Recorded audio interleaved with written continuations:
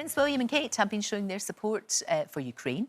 Royal editor Russell Myers is here. They were visiting a relief centre, weren't they? They were, yeah. and I think this is people often wonder what the royals do, and this is part of the main duties of supporting communities. And of course, the Ukrainian community, both in the UK and of course abroad, is really struggling. So they're visiting the Ukrainian Cultural Centre in London whilst they're preparing care packages, putting outreach programmes, trying to get in touch with people who are actually fleeing the war in Ukraine at the moment. And you know, sometimes they get involved with packing, but it was quite a tense atmosphere. Of course, they're relaying stories about family and friends they're in touch with in Ukraine, trying to escape that violence.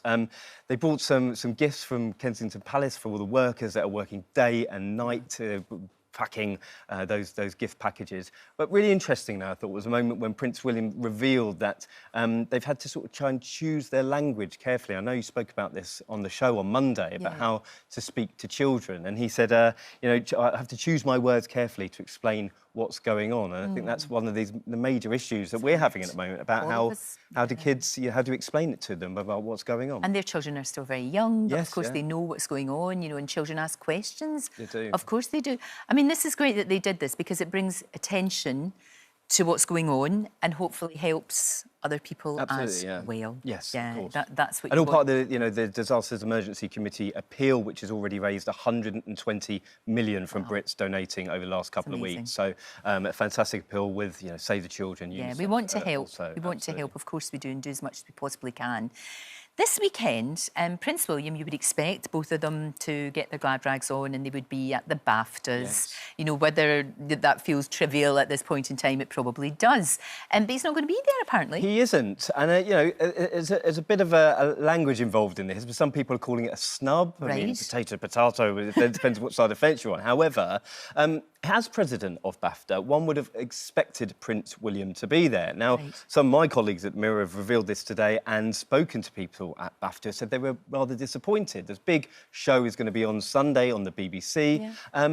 Potentially, was it to do with the fact that he's had a row with the BBC? Obviously, there was the Martin Bashir scandal recently. The film Spencer was potentially going to be nominated. There was a lot of noise around that. Right. For their credit, now, the Palace are saying that it's just diary constraints. So he must be doing something on Sunday night a bit more important than putting his glad rags on, because he won't be there, but I am told he's going to be delivering a video message. But, yeah, slightly disappointing, because first time in 2 years, everyone's getting back together after the pandemic, so... maybe he does feel it's sort of inappropriate. Potentially. Or maybe he's watching Dancing on Ice. Potentially. It's the semi-finals. He might be wanting to watch and see what happens. You know, you never can tell. You never know, yeah. You never can tell.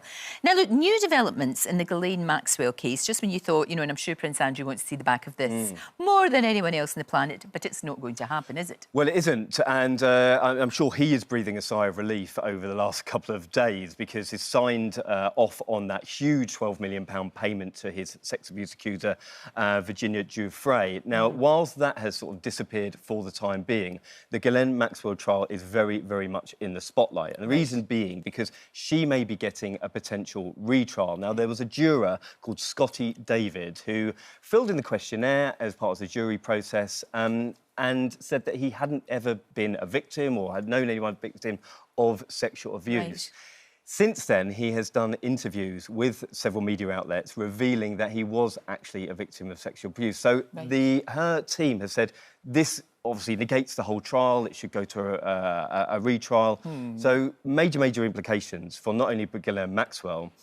Scotty David was interviewed by the judge this week. He'd said he'd made a huge mistake. It wasn't intentional. He said he'd inadvertently given false answers. Now, what does this mean for Prince Andrew? Because whilst these investigations are still ongoing to do with Ghislaine Maxwell and Jeffrey Epstein, he could, of course, become a witness in any of these cases. So the saga is never ending. It's still not over. And he thought it was over. And wouldn't it be, well, maybe karma, who knows, depending on your interpretation, that he would still have to give evidence after paying out all the money. Indeed. Gosh.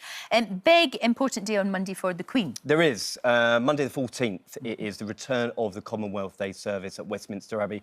We really hope the Queen is going to be there. She has been looking a little bit frail of late. She'd remarked that she wasn't able to move about. But I think, again, forget she's nearly 96. She's just recovered from COVID, is doing well, but hopefully we will see her at the service, because they're not only going to be celebrating the entire Commonwealth, but Her Majesty's contribution to the Commonwealth throughout her 70 years on the throne. And she's so passionate about that, isn't absolutely. she? She's so, it would be really good to see her. Yeah, it would be really good. That would be a great thing.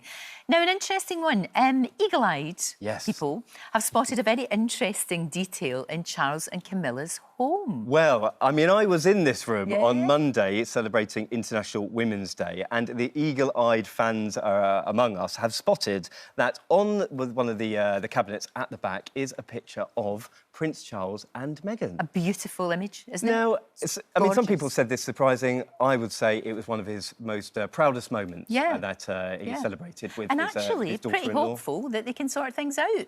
You know, because one of the first things you do when there's a terrible, you know, you sort of get rid of the photos. Yes. You know what I mean? You do. Like an ex-boyfriend or girlfriend. Exactly. But they're obviously, both Harry and Meghan and the kids are still very much part of the family. They are. Maybe bridges can be built, which would be never know. very good indeed.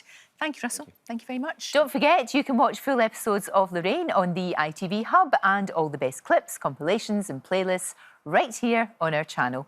Just subscribe now and you'll never miss an upload. Click here to watch another video similar to this one, or click here to head to our channel's homepage to explore all of our exciting videos.